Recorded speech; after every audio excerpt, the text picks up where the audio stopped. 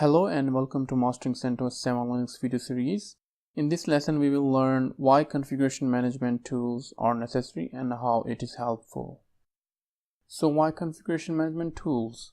In every point of your IT career, you have to deploy servers or set of configurations again and again that you have deployed before.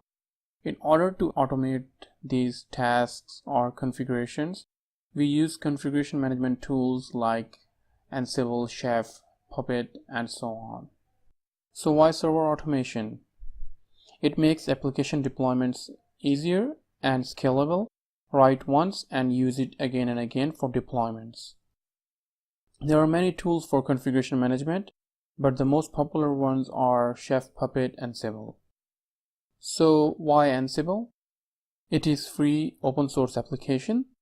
It uses YAML language, which is most like a configuration language. It is well known for its agentless behavior, so you don't have to install any agent on your remote hosts. It's highly flexible, large number of ready-to-use modules for system management, and custom modules can be added if needed.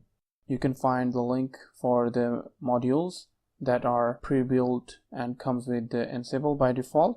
Configuration rollback in case of errors. So there are some terms which you need to know when working with Ansible. First one is the playbook. It allows you to organize your configuration management tasks in simple, human-readable files.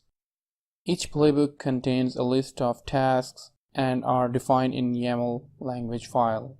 Second one is the inventory.